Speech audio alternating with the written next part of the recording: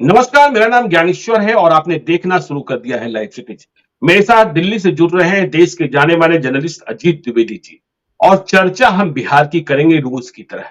आपको पता ही है कि बिहार में इन दिनों जात जात खेला जा रहा है। जब से कास्ट सर्वे की रिपोर्ट आई है, बिहार सरकार ने फैसला कर लिया है कि 6 नवंबर से बिहार विधानमंडल का सत्र आहूत किया जाएगा। और इसके विषय वस्तु में तय कर लिए गए हैं कि जातीय जनगणना पर चर्चा होगी, सामाजिक आर्थिक सर्वेक्षण पेश किया जाएगा और जातीय आरक्षण बढ़ाने का जो सरकार का मन है, इस पर भी फैसला हो सकता है। हम देख ही रहे लगातार बिहार में बार बार कि नीतीश कुमार बिहार के मुख्यमंत्री जब मर्जी लालू यादव के पास पहुंच जा रहे हैं। विपक्ष कह रहा है अब सरकार नीतीश कुमार नहीं, लालू यादव चला रहे हैं। लेकिन हम अजीत जी से समझना यह चाहते हैं कि देखिए, यह बात तो करीब करीब पक्की मानी जा रही है और कहा जा रहा है कि नीतीश कुमार लालू यादव का मास्टर स्ट्रोक होगा जातीय आरक्षण बढ़ाना। अब कितना प्रतिशत बढ़ेगा? बिहार में ओबीसी ईबीसी की राजनीति। तो क्या जब जातीय आरक्षण बढ़ाने की बात हो रही है, विधानमंडल के सत्र में यह प्रस्ताव लाया जा सकता है, उसे मंजूरी भी दिलाई जा सकती है। विरोध कौन करेगा? तो क्या सीधे तौर पर नीतीश कुमार यह फैसला कर लेंगे कि हमने ओबीसी ईबीसी का आरक्षण इतना बढ़ा दिया, या इसके तहत भी कोई फार्मूला निकालेंगे? क्योंकि देखिए, ओबीसी आपको पता है 27% और ईबीसी 36%। बिहार में ईबीसी की अधिक बात हो रही है और यह भी बात हो रही है जिसकी जितनी संख्या भारी उसकी उतनी हिस्सेदारी। कहने वाले लोग कह रहे हैं कि बिल्कुल सही बात, लेकिन पिछले 33 वर्षों में 32 साल तो लालू यादव, राबड़ी देवी, नीतीश कुमार ही रहे। तो हकमारी किसने की? हकमारी हुई यदि ईबीसी की, उन्हें हिस्सेदारी नहीं मिली, तो इसका कसूरवार कौन है? और जब सामाजिक आर्थिक सर्वेक्षण सामने आएगा, तो क्या उसे आधार बनाया जाएगा या सीधे तौर पर आरक्षण बढ़ जाएगा, इतना प्रतिशत हमने बढ़ा दिया? अजीत जी। ये दोनों तीनों बातें हो सकती हैं जो आप ज्ञानेश्वर जी कह रहे हैं। ये सारे पहलू हैं, सारे पहलू कंसीडरेशन में होंगे जी। और ये इतना सरल नहीं है। बहुत ये इसका जो भी फॉर्मूला बनेगा वो बहुत सरल नहीं होगा कि आप सीधे जी। सीधे आरक्षण बढ़ा दें इस जाति का या उस जाति का। ये बहुत कॉम्प्लिकेटेड चीज है। सबसे पहले तो ये देखना होगा जो सोशियो इकोनॉमी सर्वे आएगा उसमें क्या है, फिगर क्या है, जी। किस जाति को कितना लाभ मिला है, जो क्वांटम ऑफ बेनिफिट है वो किसको सबसे ज्यादा मिला है। असली जी। चीज ये है, इसका आकलन ये अगर वो ईमानदारी से तैयार की हुई रिपोर्ट है तो उससे पता चलेगा क्वांटम ऑफ बेनिफिट का, कि किस जाति को सर्वाधिक फायदा हुआ है। ये देखिए, मोटे तौर पर जो हम लोग कई बार जातीय जो गणना हुई है उसकी चर्चा कर चुके हैं। बिहार में मोटे तौर पर यह अंदाजा था कि 36% के करीब ईबीसी है। तभी जी। आप देखिए कि 18% उनको आरक्षण दिया हुआ है ऑलरेडी। जो 9-10 स्टेट हैं भारत में जिनमें सब कैटेगराइजेशन हो चुका है, जिनमें पिछड़ी जातियों में भी वर्गीकरण किया जा चुका है, पिछड़ी और अति पिछड़ी जातियों का, उनमें एक बिहार भी है। और उस वर्गीकरण में जो अत्यंत पिछड़ी जातियां हैं उनके लिए 18% आरक्षण का ऑलरेडी प्रोविजन है हम लोगों के, और जी। 12% का प्रोविजन है अन्य पिछड़ी जातियों के लिए। और उसके ऊपर से 3% का एक आरक्षण है ओबीसी महिलाओं के लिए। तो अब आप और एक 10% का आरक्षण है ईडब्ल्यूएस के लिए जो भारत सरकार ने लागू किया, उसको as it is Bihar government ने लागू किया हुआ है। तो ये जी। 60% तो आरक्षण ऑलरेडी है बिहार में।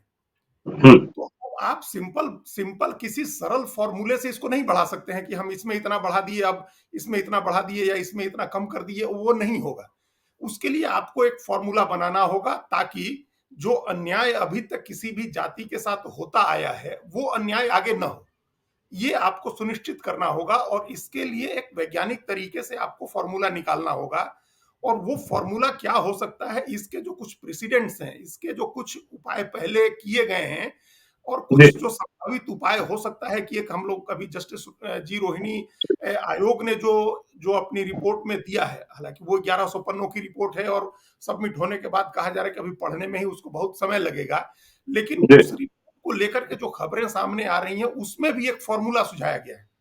ऐसा कहा जा रहा है कि एक फॉर्मूला उसमें है, चूंकि उसको जो मैंडेट दिया गया था, उस मैंडेट जो था उस कमीशन को, उस मैंडेट में दो चीजें थी जिसमें एक चीज बहुत साफ तौर पर यह लिखी गई थी कि क्या आगे का फॉर्मूला क्या होगा, ये सुझाना उस जस्टिस रोहिणी कमीशन के मैंडेट में ये था। तो उन्होंने एक फॉर्मूला सुझाया हुआ है और एक फॉर्मूला 2001 में जब मुख्यमंत्री थे राजनाथ सिंह उत्तर प्रदेश के, तब उन्होंने एक फॉर्मूला सुझाया था, हालांकि उस फॉर्मूले को सुप्रीम कोर्ट ने खारिज कर दिया था। तो जी ये जो फॉर्मूले हैं, इनमें से कोई रास्ता निकालना होगा। जैसे जैसे राजनाथ सिंह का जो फॉर्मूला था उत्तर प्रदेश का मुख्यमंत्री रहते उन्होंने दिया था, वो बड़ा सिंपल फॉर्मूला था। उन्होंने कहा था कि जो आरक्षण अभी है 27% का, उसमें से 5% आरक्षण हम लोग दे देते हैं यादव को। तो एक बड़ा सिंपल फॉर्मूला था उनका। एक था कि अगर 10% या 12% की आबादी है तो 5% फॉर्मूला, 5% आरक्षण उनको दे दो।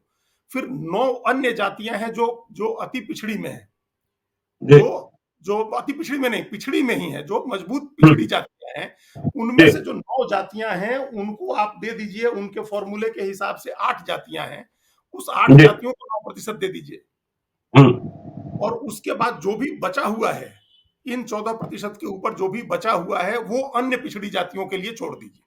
ये एक जी सिंपल फॉर्मूला था कि जो मजबूत राजनाथ जाति, सिंह का।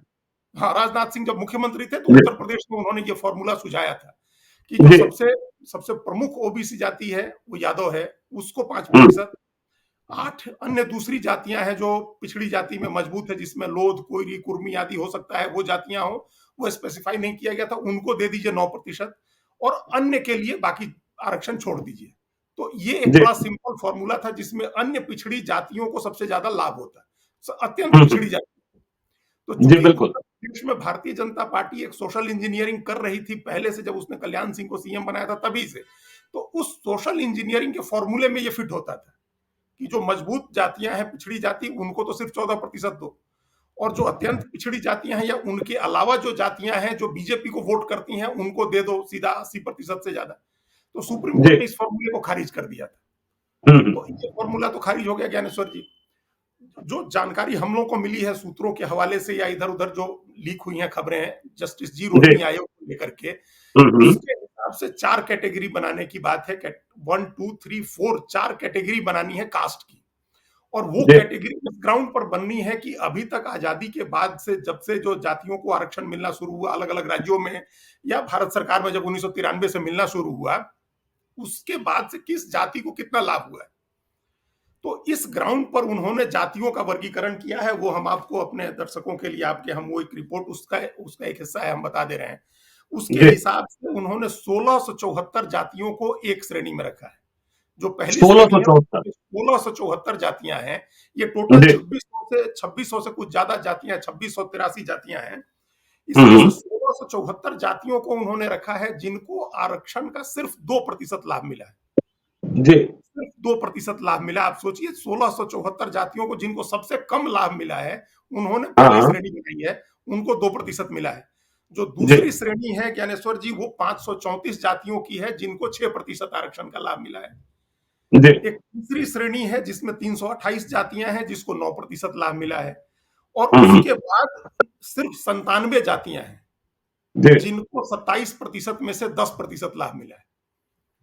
तो अच्छा ये 4 कैटेगरी हो गई। जी अब जी उनके हिसाब से जो फॉर्मूला है, जो अभी जिस पर सरकार विचार करेगी, भारत सरकार, वो ये है जी कि इस अनुपात में आरक्षण बढ़ाया जाए। जो 1674 जातियां हैं जिनको अभी तक 27 में से सिर्फ 2% आरक्षण का लाभ मिला है, उनको, उनका आरक्षण बढ़ाया जाए। और जिन 97 जातियों को 10% आरक्षण मिला है, उनका उनका आरक्षण घटाया या तो फिर रखा जाए या कम किया जाए। जी अब जस्टिस जी रोहिणी आयोग ने अपनी रिपोर्ट में बहुत साफ तौर से एक बात कहा है कि हमारा मकसद एक नया क्लास क्रिएट करना नहीं है। हम जी ये नहीं चाहते हैं कि कास्ट के भीतर, या जो ऑलरेडी कास्ट डिवाइडेड सोसाइटी है भारत की, उसके अंदर हम और कोई कास्ट का डिवीजन करें कि अब जो मजबूत है हम उसका उसका आरक्षण घटाने अगर जाते हैं तो निश्चित रूप से कॉन्फ्लिक्ट होगा, झगड़ा बढ़ेगा। जिसका बढ़ाएंगे उसके साथ जिसका घटाएंगे, जिसका बढ़ाएंगे उनके बीच में झगड़ा बढ़ेगा, समाज में बेवजह का मनमुटाव बढ़ेगा। तो ये जी उस आयोग का कहना है कि हमारा ये मकसद नहीं है कि हम समाज में फिर मन मुटाव बढ़ाएं इस वजह से कि हम किसी का घटा रहे हैं, किसी का बढ़ा रहे हैं। तो अब उसमें एक जो जिसको बोलते हैं ना, रेशनलाइज करना आरक्षण को, तो जी ढंग से बिल्कुल बढ़ाने के लिए ये है कि आप आरक्षण की कुछ सीमा बढ़ाइए, और सीमा बढ़ा करके, और इसमें जो सबसे 1674 जातियां, ये हम भारत सरकार की लिस्ट की बात कर रहे हैं, जी जी क्योंकि बिहार की लिस्ट में तो और कम जातियां, बिहार की लिस्ट में तो सिर्फ 112 ही और 30 ईबीसी, 112 और 30 ओबीसी जातियां। बिहार में तो ये लिस्ट बहुत जी छोटी है। हम भारत जी सरकार की बात करें, भारत सरकार की जो सूची है, तो इस जी, सूची के हिसाब से ये होगा कि आप आरक्षण की सीमा बढ़ा दीजिए, जो ऑलरेडी बढ़ चुकी है, उसके लिए कुछ अलग से आपको हम्म, नहीं करना। ये जो कह रहा था अभी, आपने देखा होगा कि कांग्रेस कार्य समिति में एक प्रस्ताव पास हुआ कि हम आरक्षण की सीमा बढ़ाएंगे। आपको जी, बढ़ाने के लिए कुछ नहीं करना है। ये हम्म, अब जो इंदिरा साहनी केस में सुप्रीम कोर्ट का फैसला था कि जहां जिसमें 50% की सीलिंग थी, वो सीलिंग तो कब की टूट गई। बिल्कुल, 50% था, जब 10% ईवीसी ईडब्ल्यूएस का लागू हुआ तो 60% हो गया। और जब ये हाँ, मामला हाँ, सुप्रीम कोर्ट में पहुंचा था तो सुप्रीम कोर्ट ने कह दिया था कि ठीक है, सरकारें अपनी सुविधा के हिसाब से इसको बढ़ा सकती हैं। तो अब जी, आप अपनी सुविधा के हिसाब से बढ़ा सकते हैं। तो अभी जो बिहार में 60% आरक्षण है, जो हम लोगों ने जोड़ा कि 18% ईबीसी, 12% ओबीसी और 10% वो ईडब्ल्यूएस और 16% एससी का, 1% एसटी का, ये सब 3% ओबीसी महिलाओं का, ये कुल मिलाकर के जी, 60% है। अब हम्म, एक एक रास्ता तो ये है कि आप 10% या 15% आरक्षण बढ़ा दीजिए। और वो जो आरक्षण बढ़ा रहे हैं, उस वो आरक्षण आप उन जातियों को दीजिए जो ईबीसी की 112 जातियां हैं, जिनको सबसे कम लाभ मिला होगा। ये हम लोग अब एज्यूम कर सकते हैं बैठ के कि जो जो जो सोशियो इकोनॉमी सर्वे की रिपोर्ट आएगी तो उसमें हम लोग देखेंगे कि निश्चित रूप से जो अत्यंत पिछड़ी जातियां हैं, उनको आरक्षण की सुविधा का सबसे कम लाभ मिला होगा। तो जिसको भी सबसे कम लाभ मिला है, ये तो सरकार का प्रेरोगेटिव है, उसके पास वो रिपोर्ट है। जिसको भी सबसे कम लाभ मिला है, आप उसके आरक्षण में जो जो टॉप अप कर रहे हैं, जो आरक्षण की सीमा 60 के ऊपर ले जा रहे हैं, वो आरक्षण उनको दे दीजिए। ये सबसे तर्कसंगत फॉर्मूला लग रहा है ज्ञानेश्वर जी। नहीं अजीत जी, तो हम ये समझना चाहते हैं कि देखिए, एक बात तो आम समझ में होती है कि मुख्यमंत्री राजा होता है सूबे का। तो पिछले 33 साल में 32 साल हमने लालू यादव, राबड़ी देवी और नीतीश कुमार को देखा। और जब राजा अपनी जाति का होता है तो उस जाति की तरक्की सबसे अधिक होती है। लालू यादव जब मुख्यमंत्री रहे, राबड़ी देवी मुख्यमंत्री रही, तो यादवों की उन्नति दिखाई पड़ती है, यादवों की आवाज भी बढ़ी, यादवों की संपन्नता भी बढ़ी। ठीक इसी प्रकार से कहा जाता है कि जब नीतीश कुमार हुए और वे लवकुश समीकरण के सहारे आए थे, तो मतलब कुर्मी कोरी ये भी समृद्ध हुए। हम पटना में ही देखते हैं कि किस तरीके से इनका विस्तार हुआ है। तो आप कह रहे हैं कि जो 10-15% आरक्षण बढ़ा सकते हैं नीतीश कुमार, तो मास्टर स्ट्रोक तब होगा जब यह आरक्षण उन जातियों को जो सत्ता में रह गए, यादव, कुर्मी, कोयरी, उन्हें न बढ़ाएं, और उन्हें बढ़ाएं जिन्हें सत्ता का सुख नहीं प्राप्त हुआ, जिन्हें प्रगति का मौका नहीं मिला। मतलब आप जो ईबीसी की बात करें, 36%, जो 112 जातियों की आपने बात की, तब ये नीतीश कुमार का मास्टर स्ट्रोक हो सकता है। लेकिन क्या आपको लगता है कि इससे यादव नाराज नहीं हो जाएंगे, इससे कुर्मी नाराज नहीं हो जाएंगे, कोरी नाराज नहीं हो जाएंगे? देखिए, अभी उसको किस तरह से सरकार इस काम को करती है, ये उस पर निर्भर करता है। कितने जी, कितने सावधानी से, कितने बारीक तरीके से और कितना पूरी आबादी को कॉन्फिडेंस में लेकर के आप काम करते हैं, ये इस पर निर्भर करता है। अभी जी, जो स्थिति है नीतीश कुमार की और लालू यादव की, वो कुछ भी करेंगे तो उनका समाज नाराज नहीं होगा, क्योंकि उनको फिर से सत्ता उनके हाथ में है। वो जी, सत्ता के उस सिंहासन पर बैठे हुए हैं वो लोग। उनको उनकी सत्ता जाने का अगर ये भरोसा दिलाते हैं ये दोनों कि हम जो हम्म, करने जा रहे हैं इससे फिर सत्ता हमारे ही हाथ में आएगी, तो कोई इसका जी, विरोध नहीं करेगा। और हम्म, विरोध तब नहीं होने का एक आधार स्थिति ये भी होगी कि सोशियो इकोनॉमी सर्वे के आंकड़े जारी करेंगे। और मान लीजिए हम्म, उस आंकड़े में ये बताया जाता है कि ओबीसी कोटे की जो 100 नौकरियां हैं, 100 मान लीजिए, हम लोग एक मानक मानते हैं 100 नौकरियां जी, हैं, जी, और उस हम्म, 100 नौकरी में से ओबीसी कोटे में जी, 100 में से 40 नौकरी यादव को मिली है। हम्म, तो फिर इस बात का कौन विरोध करेगा कि अब दूसरे को मिलना चाहिए? आपकी हम्म, आबादी अगर अभी के जनगणना के हिसाब से 14.2% है और आपको हिस्सेदारी 40% मिली हुई है, तो जी, उस आपको क्या क्यों आपत्ति होनी चाहिए है कि अब किसी दूसरे को मिले? तो ये निश्चित रूप से अभी हम लोग के पास वो आंकड़ा नहीं है ज्ञानेश्वर जी, जो सोशियो हाँ, इकोनॉमिक बिल्कुल, सर्वे में आएगा, सामाजिक आर्थिक सर्वेक्षण है, जी, जी, जिसमें ये पता चलेगा कि किस जाति को कितना लाभ मिला है अभी तक आरक्षण का। मंडल आयोग की जी, रिपोर्ट लागू होने के बाद या उसके पहले जब कर्पूरी ठाकुर का फॉर्मूला लागू हुआ था, उसके बाद से किस जाति को कितना लाभ मिला है, ये हमारे सामने आंकड़ा नहीं है। लेकिन अगर आप जी, पॉलिटिकल आंकड़ा देखें, वो आपके पास रहता है हमेशा, आप उसका जिक्र करते हैं। हम्म, तो उसमें भी देखिए कि जो 15% की फॉरवर्ड आबादी है, उसका ऑलमोस्ट 30% एमएलए है बिहार में। जी, 70-71 एमएलए बिहार विधानसभा में, 243 में से 70-71 एमएलए फॉरवर्ड जाति के हैं। हाँ, 10% में 64, 10% में 64 हिंदू, हिंदू जो आप सबन है। वही आप और पूरा दोनों तीन जातियां जो मुसलमानों की जो तीन सवर्ण जातियां हैं, शेख, सैयद और जी। पठान, उनको भी हम्म। मिला ले तो 71 विधायक बनते हैं सवर्ण वहां बिहार में। जी। और टोटल आबादी है 15%, हिंदू हम्म। मुस्लिम दोनों सवर्ण की, और रिप्रेजेंटेशन है 30%, तो ऑलमोस्ट दुगना रिप्रेजेंटेशन है। तो ये जो रिप्रेजेंटेशन है, अब अगर दूसरे किसी को मौका मिलता है तो इस पर क्यों आपत्ति होनी चाहिए है? पहला सवाल तो ये है। और जो जी। आपने कहा ना अभी कि ये दोनों लोग रहे हैं सत्ता में लगातार 32 साल तक, इसके बावजूद अगर ओबीसी का रिप्रेजेंटेशन 44% ही है विधानसभा में, तो वो किसी न किसी स्ट्रेटजी का ही तो पार्ट होगा। ये दोनों बिल्कुल। इतने मूर्ख तो नहीं है कि अपना हिस्सा छोड़ करके दूसरे को बनवा रहे हैं, या अपना जी। हिस्सा जानबूझ करके इन्होंने कम किया है। इनको लगता है, लालू यादव और नीतीश कुमार दोनों को लगता है कि हमारी सत्ता बनाए रखने के लिए भी हमको दूसरे लोगों की जरूरत है। हम अपने वोट से सत्ता नहीं हासिल कर सकते हैं, मुख्यमंत्री नहीं बन सकते हैं, उप मुख्यमंत्री नहीं बन सकते हैं। तो उसके लिए हमको जो दूसरी जातियां हैं, जो जो किंग नहीं बनेंगी लेकिन जो किंग मेकर जातियां हैं, जी। चाहे वो अत्यंत पिछड़े हों, मुसलमान हो या फॉरवर्ड हो, उसको हमारे हमको अपने साथ लेना है, तो उसका रिप्रेजेंटेशन देना है। और आप जानते हैं ज्ञानेश्वर जी कि जो मालिक होता है, जो राजा होता है, जो मुख्यमंत्री प्रधानमंत्री की कुर्सी पर बैठा होता है, वही असली होता है। उसके वही मातहत असली कितने होता है। जी, लोग, बिल्कुल। उसके बिल्कुल। मातहत कितने लोग किस जाति के हैं, इसको कौन ध्यान देता है? नहीं अजीत जी, तो इसका मतलब यह भी है ना कि एक संभावना यह भी दिख रही है कि जो आरक्षण बढ़ाया जाएगा उसमें ओबीसी की जो तगड़ी जातियां हैं या जिनका डेवलपमेंट हुआ है, जिनको हक मिला है, हिस्सा मिला है, जो आपने कहा कि यदि सामाजिक आर्थिक सर्वेक्षण में यह दिखाई पड़ता है कि 100 नौकरियों में से ओबीसी में से 40 यादवों को मिल गया, कुर्मियों को इतना मिल गया, तो इनका आरक्षण ना बढ़ाया जाए और जो ईबीसी की जातियां हैं जो 36%, उनका आरक्षण बढ़ा दिया जाए। इस बात की संभावना भी दिख रही है जिससे इन्हें राजनीतिक लाभ प्राप्त होगा। बिल्कुल इसी बात की ज्यादा संभावना दिख रही है, क्योंकि जी। इस समय आप जोखिम नहीं ले सकते हैं कि जो 27% पिछड़ी जातियां हैं और जी। उनको अगर आरक्षण के 100 में से इन 27% जातियों को 90% या 80% या 70% हिस्सा मिला हुआ है, तो इनका जी। और हिस्सा बढ़ाएं, ये राजनीतिक रूप से ठीक नहीं है। राजनीतिक रूप से ये कोई बहुत होशियारी वाली बात नहीं होगी जी। कि आप बिल्कुल। अपनी जाति के लोगों को उनकी नौकरियां सुनिश्चित करने के लिए, और नौकरियां भी कितनी, 1000, 2000, 5000, 10,000 हम्म। सरकारी नौकरी और कितनी निकाल देंगे आप? 1 लाख नौकरी निकाल देंगे? 13 करोड़ की आबादी में 1 लाख की नौकरी निकाल दें या 2 लाख निकाल दें, तो आप कितने लोगों को रख लेंगे? जी। उससे तो ज्यादा बड़ी है ना कि सत्ता आप अपने हाथ में रखें, राजनीतिक सत्ता अपने हाथ में रखें। तो ये समझदारी की बात नहीं होगी कि आप जो है, जो 27% ओबीसी जातियां हैं उनका आरक्षण बढ़ाएं। उसी जगह पर ये फॉर्मूला आएगा कि आप इस तरह की, इस आधार पर ये आपको सोशियो इकोनॉमिक सर्वे के आंकड़े आ सकते हैं कि जी। अभी जो 27% है उसमें सबसे ज्यादा कितनी जातियां हैं।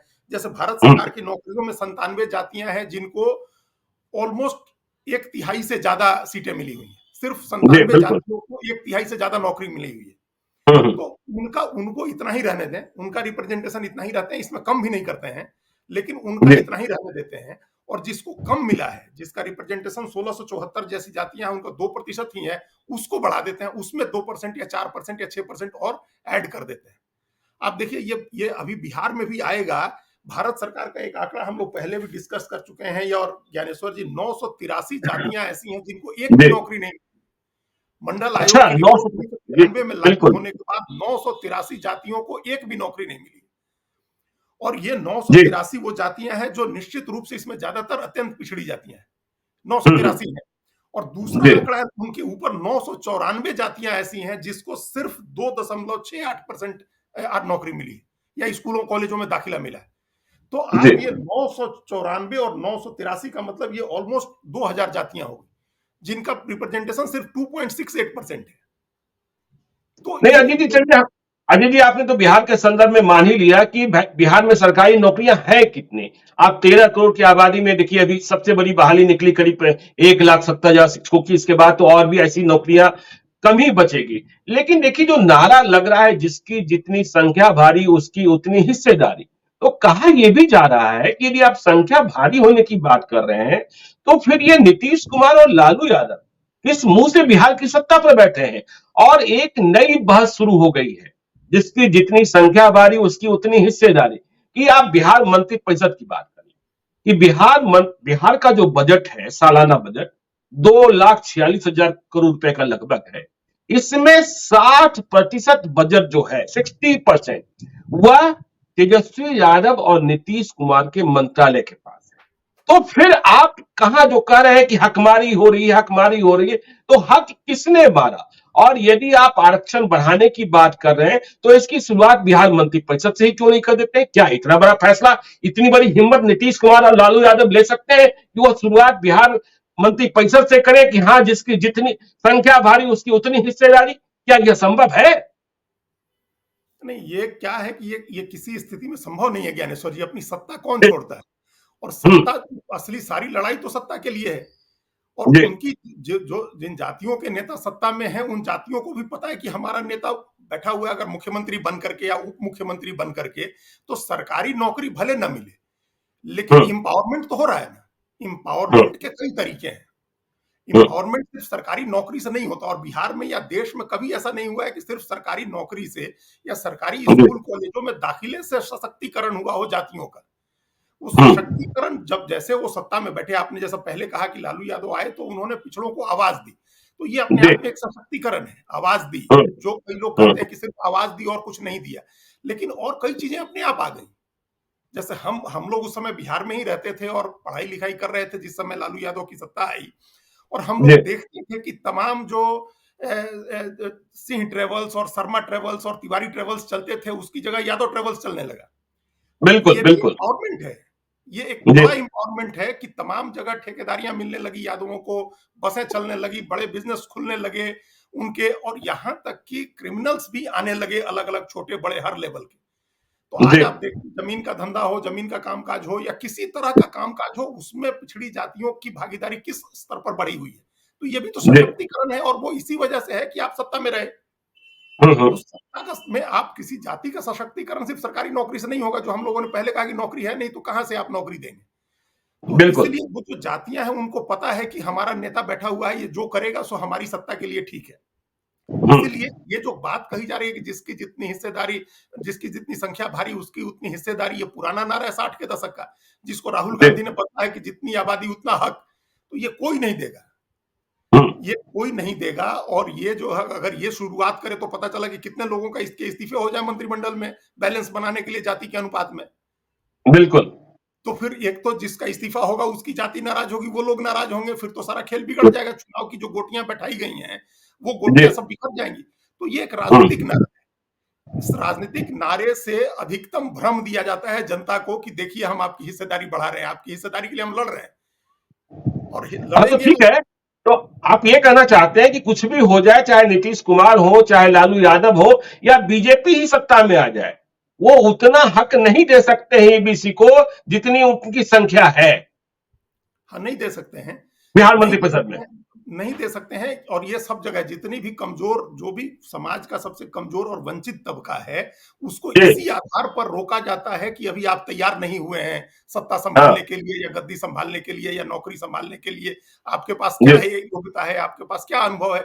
ये इसी हम्म। आधार पर तो महिला आरक्षण रोक के रखा हुआ है इतने वर्षों से, कि जी। महिलाएं कहां से आएंगी, कहां से महिला ले आएंगे।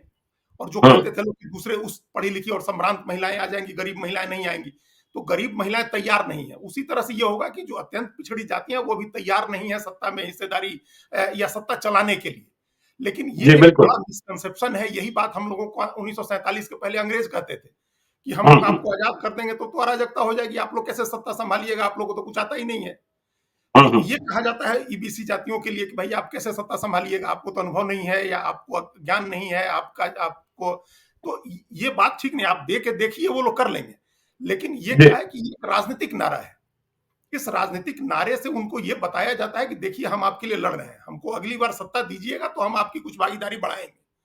तो अगली बार सत्ता मिलेगी तो निश्चित तौर पर कुछ भागीदारी बढ़ेगी।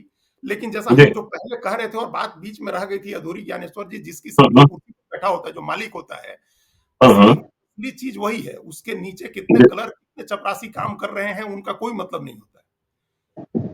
तो सत्ता अगर नीतीश कुमार के हाथ में है, कुर्मी जाति उनकी है, उसके हाथ में सत्ता है अगर, तो नीतीश कुमार ने किस किस को मंत्री बना रखा है। आप लालू यादव के दोनों बेटों को छोड़ दीजिए, तो किस किस को मंत्री बना रखा है, उनकी क्या हैसियत है। जी। या राष्ट्रीय जनता दल में ही कितने महासचिव और कितने उपाध्यक्ष और कितने विधायक, एमपी घूम रहे हैं, मंत्री घूम रहे हैं, किसी की कोई हैसियत है? तो जो हैसियत है सो मालिक की है। जी। तो मालिक तो कौन है? आरजेडी के ठीक है, मालिक मालिक की हैसियत। जी, आरजेडी के मालिक हैं तेजस्वी यादव और जनता दल जी, यू के मालिक हैं नीतीश कुमार और इन दोनों की हुँ, सत्ता है। तो जी, अब ये बाकी जो अत्यंत पिछड़ी जातियां हैं उनको अधिकतम भ्रम देने की कोशिश करेंगे कि देखिए हम आपकी हिस्सेदारी बढ़ाने के लिए लड़ रहे हैं और हम अगली बार हुँ, फिर हुँ, सत्ता में आएंगे तो आपकी हिस्सेदारी बढ़ाएंगे। लेकिन वो हिस्सेदारी अभी काट करके ये हो कि प्रतीकात्मक रूप से ही सही ये दिखाना हो कि भाई अभी 9 मंत्री हटा रहे हैं जो यादव, कुर्मी, कोयरी और मजबूत पिछड़ी जाति के हैं और उनकी जगह हम हुँ, अत्यंत पिछड़ी जाति को ले आ रहे हैं। ये नहीं होगा, ये कभी राजनीति में नहीं होता है। राजनीति हमेशा ऑप्टिक्स, भ्रम देने का खेल होता है कि जी। आप भ्रम दीजिए कि हम आपके लिए लड़ रहे हैं, आपकी हिस्सेदारी हम बढ़ाएंगे। अभी बढ़ा देंगे ये नहीं है कि हम बढ़ाएंगे आपकी। तो उसके लिए अभी राजनीति होगी और इस भ्रम के आधार पर यह कोशिश की जाएगी कि उन जातियों को जो अत्यंत पिछड़ी जातियां हैं उनको अपने साथ जोड़ा जाए। ये होगा कि नहीं नहीं, होगा ये नहीं ठीक कह है, ठीक सकते है, क्योंकि ठीक है, भारतीय आप उस जनता पर पार्टी। आप अजीत जी, हम लोगों ने बात कर ली पिछड़ी जातियों की, अति पिछड़ी जातियों की, लालू यादव की, नीतीश कुमार की। अब हम लोग बात करें जरा सवर्णों की, चाहे वो हिंदू सवर्ण हो या मुस्लिम सवर्ण हो। देखिए, एक बहस तो यह भी है कि जब मौका आया है, यदि हम राज्यसभा में बिहार से सांसदों की बात कर लें, चाहे कांग्रेस पार्टी हो, चाहे आरजेडी हो, चाहे जेडीयू हो, चाहे भाजपा हो, अकेले एक ईबीसी दिखाई पड़ते हैं, रामनाथ ठाकुर, कर्पूरी ठाकुर के बेटे, जेडीयू से। बाकी सारे लोग ईबीसी जो 36% है उससे कोई वास्ता नहीं रहा। और रामनाथ ठाकुर ने भी क्या किया आपको पता ही है। और यदि दो मुसलमान हैं आरजेडी से तो वो भी दोनों अपर कास्ट वाले हैं, फैयाज अहमद और अशफाक अहमद करीम। खैर छोड़िए, तो हम ईडब्ल्यूएस पर आ रहे थे कि बिहार में 15% आबादी दिखाई पड़ी जनरल क्लास की, जिसमें 10.5% हिंदू सवर्ण, ब्राह्मण, कायस्थ, राजपूत और भूमियार, 5% मुस्लिम सवर्ण।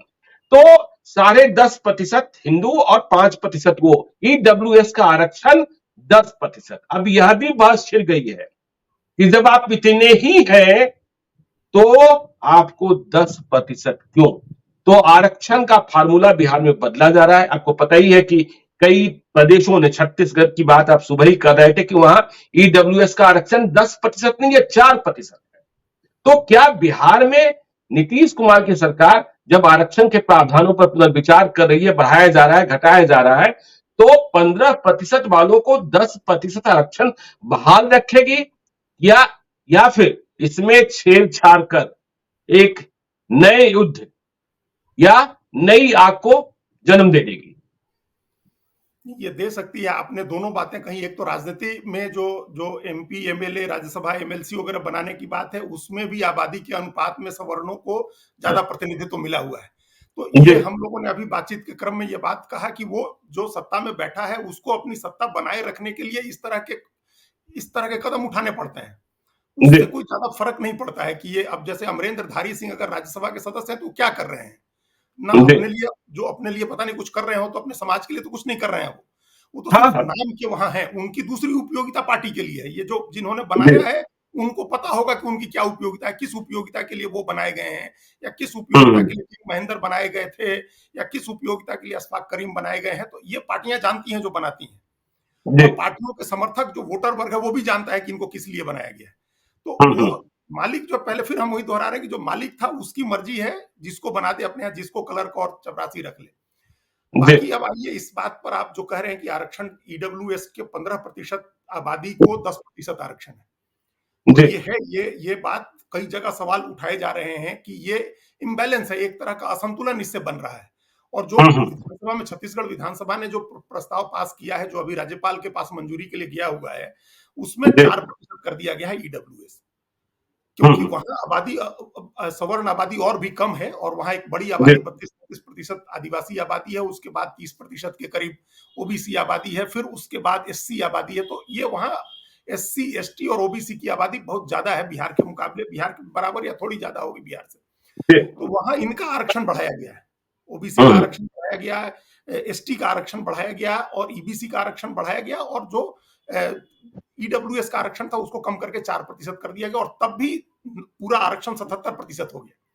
तो जी, बिहार में अगर ये बढ़ाया जाता है, जो 60% अभी है, इसको अगर 70% या 75% किया जाता है, तो हम्म, ईबीसी को ज्यादा लाभ देने का एक तरीका तो ये है कि डायरेक्टली उनका आरक्षण बढ़ा दें, ये जो आप बढ़ा रहे जी, हैं वो उनको दे दें। और दूसरा ये है कि इसको बढ़ाने के साथ साथ जो जो अगड़ी जाति को जो आरक्षण मिला हो ईडब्ल्यूएस का, उसको थोड़ा कम कर दें, 5%, 6% कर दें। लेकिन बिहार में ये मुमकिन इसलिए नहीं लग रहा है थोड़ा, क्योंकि बिहार में अगड़ी जातियां ज्यादा सजग हैं, जागरूक हैं और राजनीतिक रूप से चुनाव और राजनीति को मैनिपुलेट करने में, उसको दिशा देने में ज्यादा सक्षम है ये छत्तीसगढ़ के मुकाबले। तो यहाँ एक जो जैसे राजनीतिक रूप से बहुत मजबूत जाति है, बहुत सजग जातियां हैं जो दिशा दे सकती हैं, राजनीति की धारा बदल सकती हैं, उनको अभी नाराज करने का जोखिम नहीं लिया जा सकता है। जी बिल्कुल। सबको पता है, आपको भी पता है कि अल्टीमेटली ये गठबंधन पता नहीं है कितने दिन चलना है, फिर सबको अपनी अपनी राजनीति अलग अलग करनी होगी और उस समय करने जाएंगे तो फिर किसको किसकी मदद मिलेगी। तो नाराज किसी को नहीं करना है, ये जो हमको लग रहा है फॉर्मूला होगा वो ये फॉर्मूला होगा कि नाराज किसी को नहीं करना है। ये एक आंकड़ा और हम आपको बताएं, उससे और थोड़ी तस्वीर साफ होगी कि जो 97% भारत सरकार की नौकरियां हैं ना और सरकारी कॉलेजों में दाखिला है वो 25% पिछड़ी जातियों को मिलती है। बिहार में भी इससे थोड़ा ही ज्यादा होगा। तो उसको आप उन जातियों को जो मिलता है वो मिलते रहने दें और अत्यंत पिछड़ी जातियों के लिए जिनको अभी सबसे कम लाभ मिला होगा उनको आप, उनका कभी राजनीतिक वो सत्ता नहीं रही है उनके हाथ में। कर्पूरी ठाकुर या कभी आप भोला पासवान शास्त्री इस टाइप के दो एक ही एग्जाम्पल छोड़ दें तो कभी उनको उनके हाथ में तो सत्ता रही नहीं है। ईडब्ल्यूएस को या दलित के हाथ में, ईडब्ल्यूएस कह रहे हैं कि जो एक्सट्रीमली बैकवर्ड कास्ट है, ईबीसी को और एससी को, तो उनका आप रिप्रेजेंटेशन थोड़ा बढ़ा दें और थोड़ा भी बढ़ाएंगे तो उनके लिए बहुत हो जाएगा। वो लगेगा हो गया हमारे लिए। तो ये हो सकता है जातियों के आरक्षण में कटौती का जोखिम लेना इस समय ये पार्टियां, चूंकि ये सब अभी अगली जातियों को लुभाने की कोशिश कर रही हैं, सारी जातियां, चाहे कांग्रेस हो या जेडीयू हो या आरजेडी, और सबको आगे अपनी अपनी राजनीति करनी है, तो ये नाराज नहीं करना चाहेंगे। ये आरक्षण की सीमा बढ़ा करके और उसमें ईबीसी को ला देंगे और उनका उतने से ही उनका बहुत भला हो जाएगा। इतना ये स्टेप भी हो तो बड़ा वेलकम स्टेप होगा ज्ञानेश्वर जी। चलिए तो ठीक है, तो बिहार में क्या चल रहा है इस पर हम बने रहेंगे, क्योंकि अभी तो 6 नवंबर से शीतकालीन सत्र की शुरुआत होनी है और वहां फैसला हो जाना है। और ये जो फैसले होंगे आरक्षण को लेकर, उससे 2024 और 2025 के चुनाव की दशा दिशा तय होगी। तो आज आप मेरे साथ जुड़े, बहुत बहुत धन्यवाद अजीत जी। हम अपने दर्शकों से कहते हैं कि यदि अब तक आपने हमारी सब्सक्राइब नहीं किया है तो जरूर कर लीजिएगा, और यदि इस वीडियो को आप फेसबुक पेज के माध्यम से देख रहे हैं तो पेज को लाइक कीजिएगा, ट्विटर पर भी फॉलो कीजिए। धन्यवाद।